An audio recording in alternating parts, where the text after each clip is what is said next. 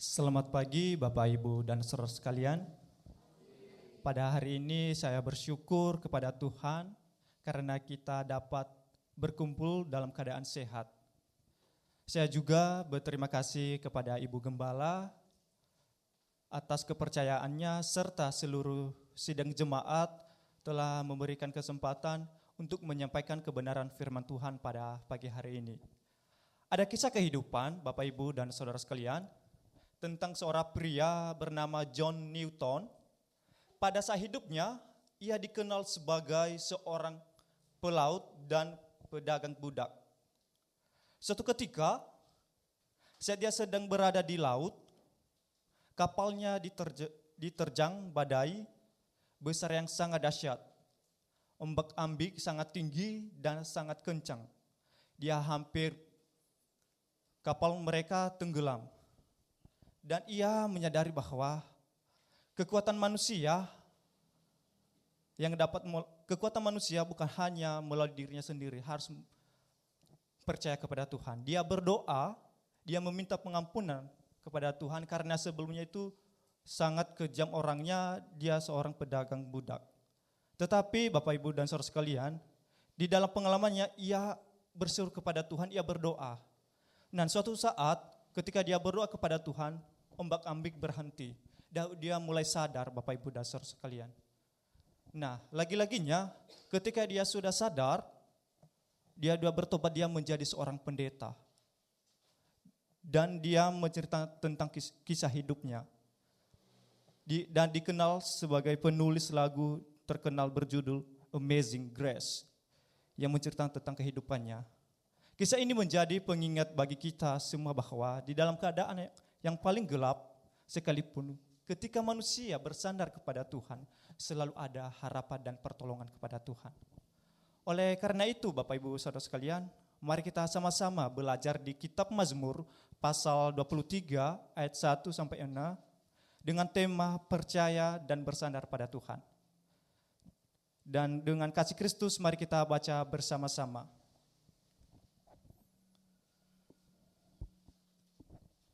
1, 2, 3.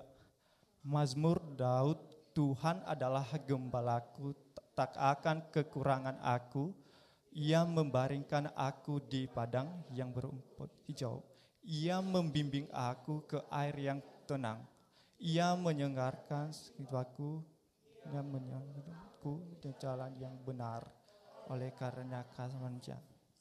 Meskipun aku berjalan dalam lembah kekelaman, aku tidak takut bahaya, sebab Engkau besertaku, kadamu dan tongkatmu itulah yang menghibur aku. Engkau menyediakan hidangan bagiku di hadapan lawanku.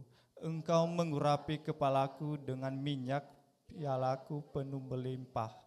Kebajikan dan kemurahan belaka akan mengikuti aku seumur hidupku, dan aku dalam rumah Ibu. Amin. Terima kasih Bapak Ibu dan saudara sekalian. Sebagai informasi, kita Mazmur merupakan kumpulan nyanyian dan doa Israel yang dipakai dalam ibadah kepada Tuhan. Banyak mazmur ditulis oleh Raja Daud sebagai ungkapan hati di tengah berbagai pergumulan hidup seperti kesedihan, tekanan, dan penderitaan. Melalui mazmur, Daud mencurahkan isi hatinya kepada Tuhan dan menunjukkan kepercayaannya bahwa hanya Tuhan yang sanggup menolong dan memulihkan hidupnya. Kitab Mazmur sendiri ditulis secara bertahap-tahap dalam rentak waktu yang panjang, mulai dari zaman Daud sekitar abad ke-10 sebelum Masehi hingga periode setelah pembuangan Israel abad ke-5 sebelum Masehi. Mazmur ini secara khusus menggambarkan kepercayaan Daud kepada Tuhan sebagai gembala yang memelihara, menuntun, dan melindungi hidupnya di tengah segala situasi Bapak Ibu dan saudara sekalian. Dalam bagian ini terlihat bahwa sekalipun Daud menghadapi ancaman dan kelemahan hidup, ia tetap bersandar kepada Tuhan. sebagai tempat perlindungan yang pasti dan sumber di tengah harapan yang tidak pernah gagal. Dia percaya kepada Tuhan. Ketika kita lihat Daud itu ketika dia mengalami masalah, tetap dia selalu bersandar kepada Tuhan. Dalam bagian ini terlihat bahwa meskipun Daud menghadapi ancaman dan kelemahan hidup, ia tetap bersandar, Bapak Ibu dan Saudara. Dia enggak mau meninggalkan Tuhan. Bapak Ibu dan Saudara sekalian, kebenaran yang mengejutkan pada pagi hari ini yaitu kita percaya bahwa Tuhan mencukupkan hidup kita dan memelihara setiap langkah kita, sebab di dalamnya ada ketenangan bagi jiwa yang percaya. Saudara-saudara yang terkasih, Daud menyatakan imannya kepada Tuhan sebagai gembala yang baik yang memelihara, menuntut dan mencukupkan kebutuhan kehidupannya. Dalam Mazmur pasal 23 ayat 1, Tuhan adalah gembalaku, tak akan kekurangan aku. Daud menegaskan keyakinannya bahwa Tuhan menyediakan segala yang diperlakukan umatnya sesuai dengan kehendaknya. Seringkali dalam kehidupan ini kita merasa takut, khawatir, dan merasa tidak cukup. Namun melalui Mazmur ini, Daud mengajarkan di dalam Tuhan dan pemeliharaan yang sempurna. Tuhan tidak pernah meninggalkan umatnya berjalan sendiri. Ia hadir sebagai gembala yang menjaga, memimpi dan memberikan kekuatan dalam setiap perjalanan hidup. Pada ayat kedua dikatakan, ia membaringkan aku di padang yang berumput hijau, yang membimbing aku ke air yang tenang. Ayat ini menunjukkan Tuhan tidak hanya yang dapat berbaring ketika merasa aman. Demikian juga pula manusia dapat mengalami damai ketika hidup dalam pimpinan Tuhan. Padang rumput hijau melambangkan kecukupan yang Tuhan sediakan. Sedangkan air yang tenang menggambarkan keteduhan jiwa yang berasal darinya. Tuhan memimpin dengan lembut dan perhatian. Membimbing ketika ke tempat memulihkan hati dan menguatkan perjalanan hidup. Kemudian pada ayat ketiga, ia menyegarkan jiwa, ia menuntun aku di dalam jalan yang benar oleh karena namanya. Melalui ayat ini kita melihat bahwa pemeliharaan Tuhan bukan hanya menyentuh kebutuhan manusia, tetapi juga memulihkan jiwa. Saat kita lelah, jatuh, kecewa, atau kehilangan arah, Tuhan sanggup memberikan kekuatan baru, Bapak Ibu dan Saudara sekalian. Selain memulihkan, Tuhan juga menuntun kita di jalan yang benar, yaitu jalan yang sesuai dengan kehendaknya. Memang tidak selalu mudah, Bapak Ibu dan Saudara sekalian, tetapi jalan Tuhan adalah jalan yang terbaik dalam kehidupan kita. Semuanya dilakukan demi kemuliaannya dan menunjukkan kesetiaan yang tidak pernah berubah. Kasih Tuhan tidak pernah berubah, selalu mengalir dalam kehidupan kita. Saudara-saudara, pengalaman pemeliharaan Tuhan tidak berhenti pada kehidupan saat ini saja, tetapi juga membawa kita pengharapan yang lebih besar dalam Kristus. Karena itu mari kita membuka Kisah Para Rasul ayat 1 sampai ayat 11.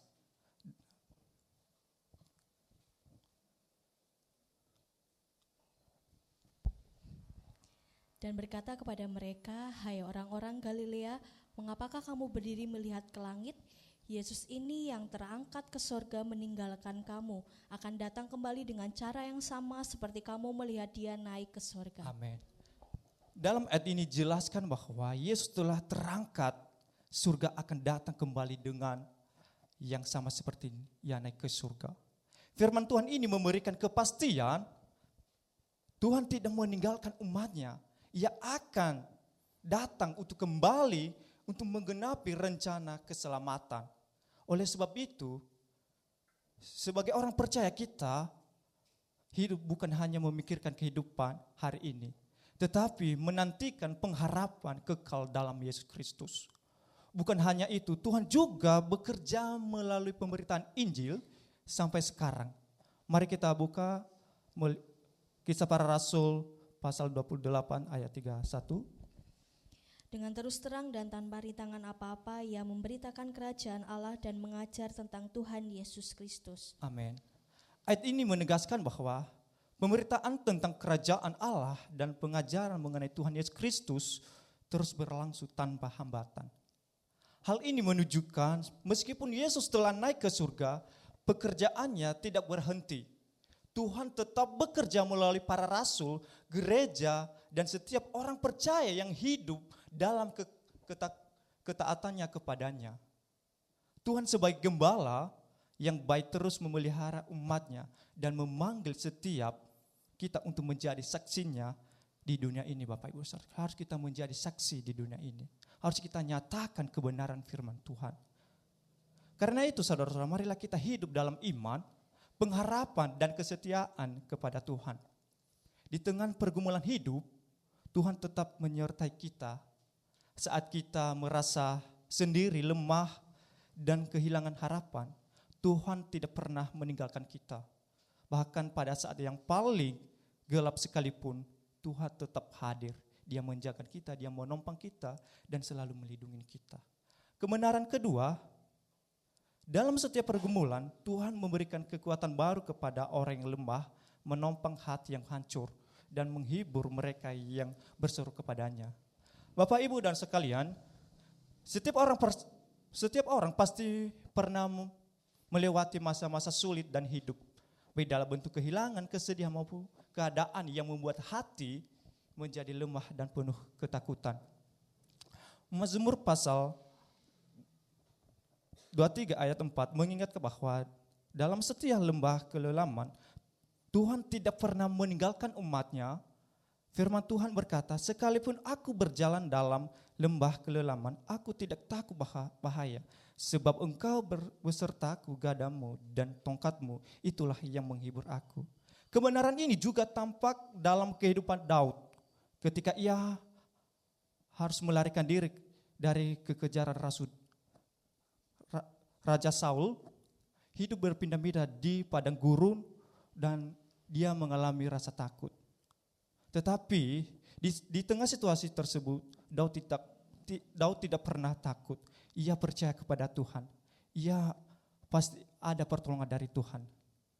Lemah kelelaman menggambarkan bagian dalam perjalanan hidup manusia yang tidak bisa dihindari. Di mana setiap orang dapat mengalami kesusahan, penderitaan maupun kesepian dalam berbagai bentuk seperti sakit, kegagalan, tekanan batin atau kehilangan. Namun, keadaan tersebut bukan alasan untuk merasa sendiri. Sebab di dalam Tuhan tetap hadir, menyertai kehadirannya, memberikan rasa aman. Keberanian serta ketenangan yang membuat kita mampu melangkah dengan iman. Saat kita menyadari bahwa Tuhan ada di sisi kita, ketakutan akan berkurang dan hati menjadi lebih tenang untuk menghadapi setiap tantangan.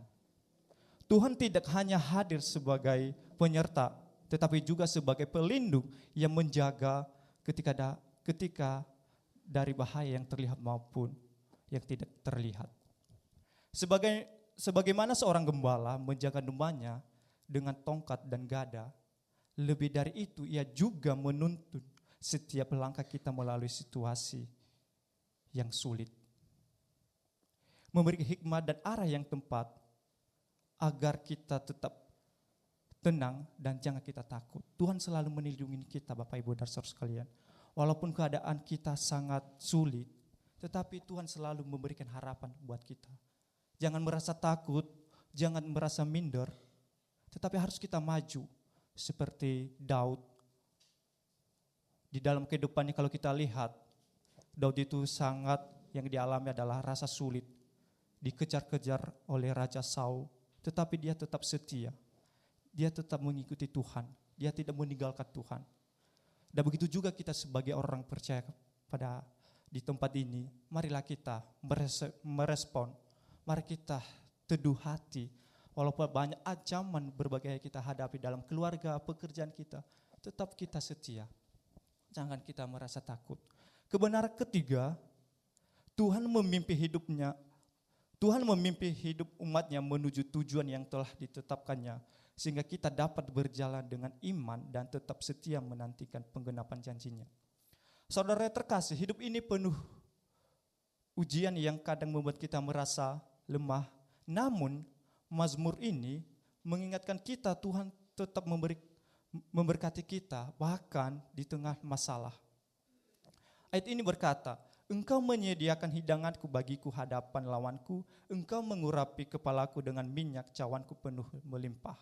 Tuhan memberikan berkat-Nya bukan hanya untuk memenuhi kebutuhan dasar, tetapi melampaui itu memberi sukacita dan kelimpahan. Hidangan yang Tuhan sediakan di hadapan musuh menunjukkan berkat-Nya tidak bergantung pada situasi sekitar, melainkan pada kuasa dan kasih-Nya sendiri. Mengurapi kepala dengan minyak melembangkan kehormatan, pemulihan dan perlindungan. Tuhan meneguhkan kita, memberikan kekuatan dan menempatkan kita dalam posisi yang terhormat di tengah kesulitan. Ia memulihkan kita dan menguatkan hati yang lelah. Cawan yang penuh melimpah menandakan Tuhan memberikan lebih dari cukup. Kehidupan yang diberkatinya penuh sukacita, kepuasaan, dan keamanan bukan sekedar bertahan dalam hidup. Kita menerima kelimpahan yang melampaui kehidupan rohani, secara emosional dan jasmani. Berkat Tuhan tidak terbatas kebutuhan kita saja, tetapi juga menyertai kita dalam menghadapi musuh dan tantangan hidup. Tuhan memberikan kita keberanian dan rasa aman, sehingga kita dapat melangkah dengan penuh keyakinan meskipun keadaan kita sangat buruk, sangat mengencap nyawa kita, sangat susah. Tetapi harus kita tetap percaya Tuhan selalu mengurapi kita, Tuhan selalu menolong kita. Ayat 6 menegaskan kebaikan dan kasih Tuhan akan mengikuti kita sepanjang hidup. Sesungguhnya kebaikan dan kasih setia akan mengikuti aku seumur hidupku, dan aku akan diam di dalam rumah Tuhan sepanjang masa. Ini adalah janji penghiburan dan jaminan yang memenangkan hati kita. Kebaikan dan kasih Tuhan nyata dalam setiap langkah hidup. Setiap berkat, pemulihan dan pertolongan yang kita terima adalah bukti kesetiaannya. Kasih Tuhan tidak tergantung pada keadaan kita, tetapi pada sifat yang kekal dan setia. Pengharapan umat percaya adalah hidup bersama Tuhan selamanya. Semua berkat, perlindungan dan pemulihan yang kita alami di dunia ini menegaskan janjinya tentang kehidupan yang kekal. Dia selalu memberikan yang terbaik. Kita menetap masa depan dan keyakinan Tuhan akan menuntut dan menjaga kita sampai akhir zaman. Keyakinan akan berkat Tuhan memberi keberanian untuk melangkah maju. Kita tidak perlu takut menghadapi hari esok, karena Tuhan yang setia selalu menyertai. Setiap langkah kita berada di tengahnya dan menyiapkan jalan yang penuh berkat. Berkat Tuhan juga mengajarkan kita untuk hidup dalam sukacita, bukan hanya menunggu kesulitan hilang. Sukacita diberikan Tuhan melampaui situasi, karena berasal dari penyertaan dan kasih-Nya yang tidak pernah berubah. Hidup yang diberkati Tuhan mendorong kita untuk menjadi berkat bagi orang lain. Saat kita menerima berkat, kita diajak untuk menyalurkan kasih dan kebaikan Tuhan kepada sesama, mencerminkan karakter yang setia dan murah hati. Harus kita menjadi dampak kepada orang-orang lain. Harus kita menjadi berkat bagi orang lain. Apapun yang kita lakukan harus sesuai dengan isi hati kita dan menjadi berkat bagi orang lain. Ketika kita melakukan hal yang terbaik, mungkin orang lain nanti bisa terberkati. Wih, orang itu sangat baik. Mungkin dia bisa terberkati. Tetapi Tuhan menuntut kita harus kita melakukan yang terbaik. Jangan kita rasa takut, Bapak Ibu dan Saudara sekalian. Dengan demikian, Mazmur 23 ayat 5-6 mengajarkan kita untuk tetap percaya pada Tuhan dalam setiap keadaan, menerima berkat-Nya dan menatap masa depan yang dan penuh keyakinan. Kehidupan ini harus penuh sukacita, harus kita semangat untuk mengikut Tuhan Yesus Kristus. Apapun masalah kita yang kita hadapi, jangan kita takut. Terus menerus mengikut Tuhan. Pasti Tuhan menolong kita dan menghibur kita. Dan kutunis kita pada pagi hari ini atau kabar baik, kita belajar bahwa Tuhan adalah gembala yang baik bagi kehidupan kita. Sebagai gembala, Tuhan mencukupkan kebutuhan kita, menyertai kita dalam setiap kesulitan, dan menjamin masa depan kita dengan kasih setianya. Karena itu, dalam kehidupan kita sehari-hari perlu kita belajar untuk mempercayai hidup sepenuh kepada Tuhan. Ketika kita menghadapi kebutuhan, jangan hidup dalam kekhawatiran yang berlebihan. Tetapi percayalah bahwa kepada Tuhan akan memelihara kita. Ketika kita melewati masa-masa sulit, jangan menyerah atau putus asa, tetapi tetap berpegang pada penyertaan Tuhan. Dan ketika kita memikirkan masa depan, jangan dikuasai oleh ketakutan, tetapilah hidup dengan iman karena Tuhan memegang hidup kita.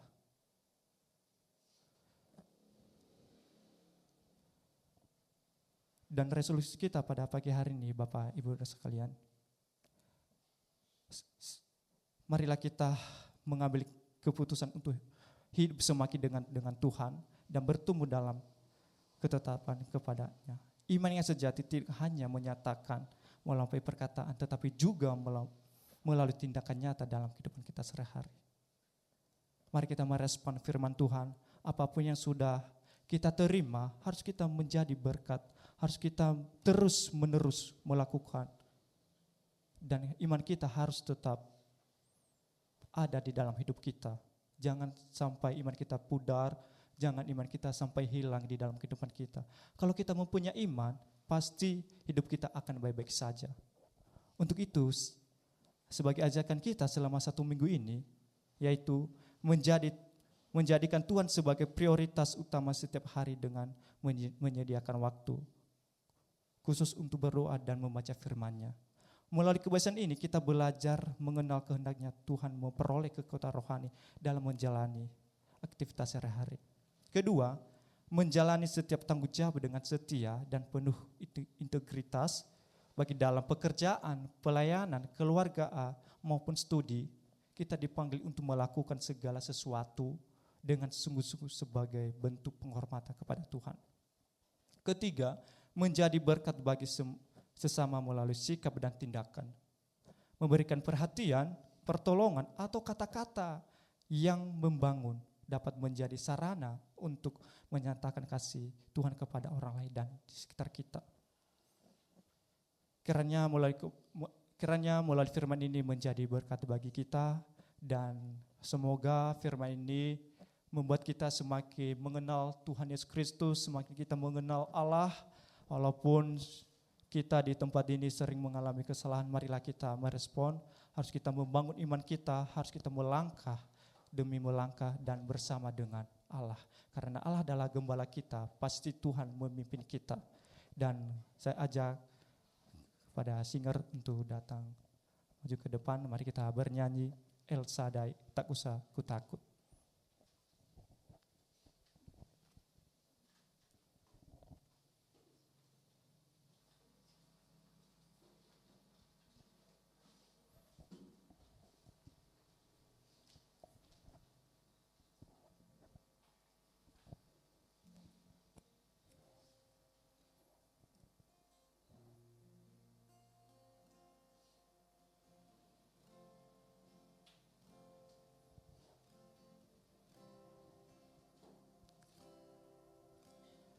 Tak usah ku takut,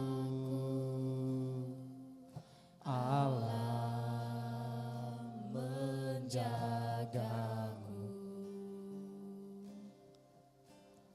Tak usah ku bimbang, Yesus peliharaku.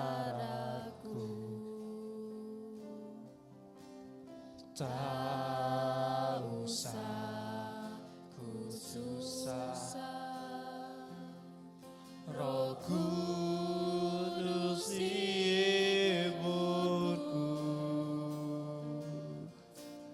Tak usah ku cemas, yang memberkatimu. El Shaddai, El Shaddai, Allah Maha Kuasa, ya besar,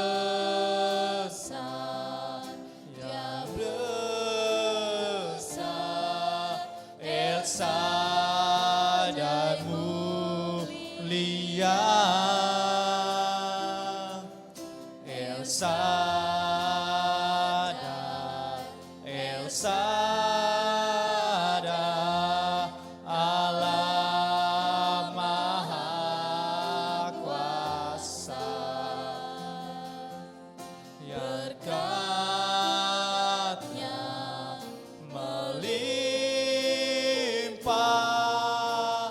El Shaddai. Mari kita bernyanyi dari awal.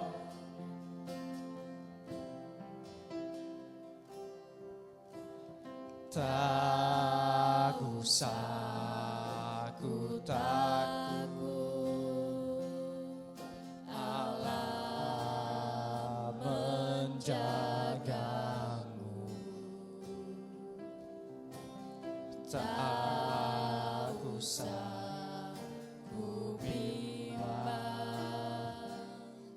Yesus peliharaku.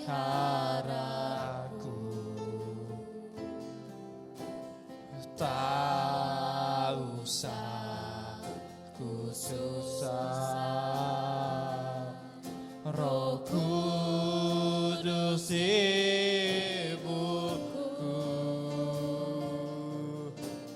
Tak usah ku cemas,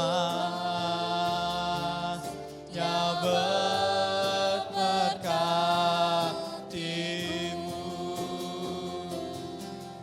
El Shaddai, El Shaddai, Allah Maha Kuasa, yang besar, yang besar, El Shaddai mulia, El Shaddai, El Shaddai, Allah Maha Kuasa, yang berkat-Nya melimpah.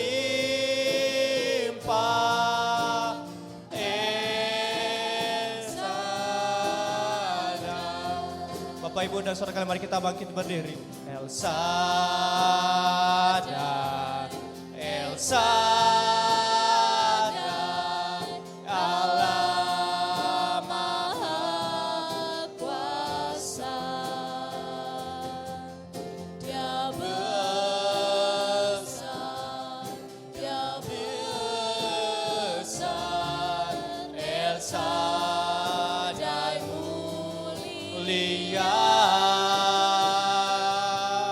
El Shaddai,